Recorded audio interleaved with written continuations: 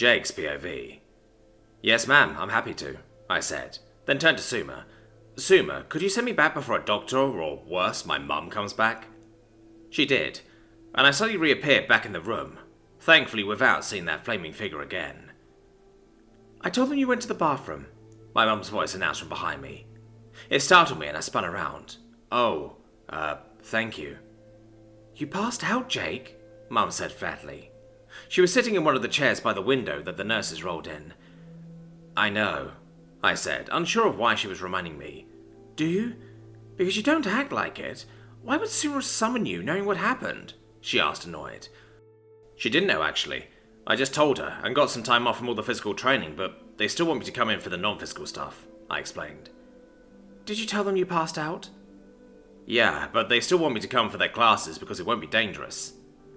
Mum looked even more annoyed with each explanation. Jake, Suma is a doctor, right? Sort of, I said, as I sat down on the bed. Mum stood up angrily. Why can't she just cast one of her spells and fix you then? Well, she actually did try, but she doesn't understand her biology enough to fix this. A broken bone or something, sure, but passing out. She can't help with that, I said, trying to defend Suma and calm her down. Mum sighed. Jake, you need to take better care of yourself. You spend so much time in that world, it's taking its toll on you.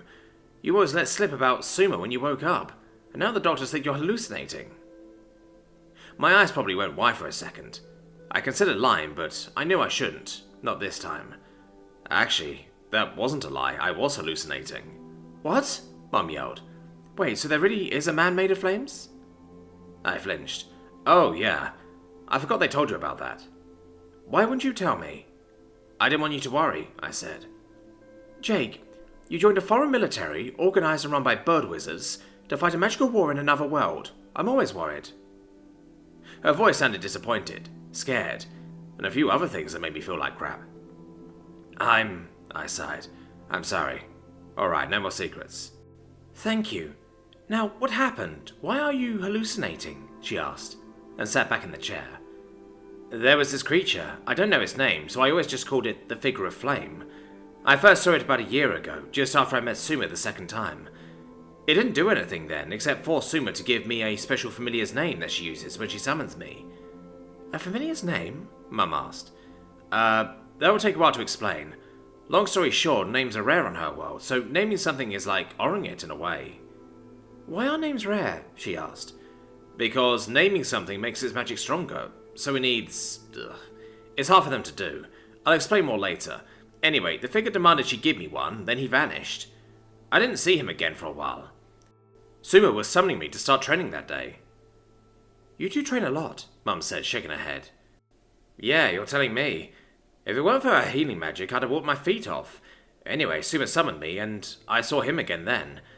It was like I was in space or something, like a void, and then I saw him. Once we actually started talking. I realized he was kind of crazy. How? She wondered. It's like he has a split personality or something. He switched randomly between angry and calm, and when he does, his looks change. When he is calm, he looks more like a humanish shape, and when he is mad, he looks more reptilian. Is he some kind of dragon then? I don't think so. Suma says all the dragons of her world went extinct a long time ago, or they left or something. What is he then? I don't know. And neither does Suma. The first time I saw him was the first time she saw him too. Is that all the times you've seen him then? Mum asked. No, I saw him a few more times. The last time I saw him, he did something, went into my mind. Why does everyone from that world try to mind control people? Mum asked, upset. No, he didn't. It felt more like he was trying to show me something. I think it was memories, I explained. Why do you think it was memories? Because that's what those hallucinations felt like. It was like I was reliving something. Well, sort of. Really, it was more like I was interacting with the memory itself. What was it about? She asked. It was of Anume. In the memories, he felt familiar. He was a familiar like you? Mum asked, confused. No, I mean, it just felt like I knew him. Oh, of course. She shook her head. After I was shaken out of the memory by a store employee, I passed out. Did it hurt? Mum asked, worried. No, actually it was kind of nice. Like I said, it felt like I knew him, so it was kind of relaxing. The passing out part hurt a bit though, mostly from hitting my head. Mum leaned forward and put her hand on mine.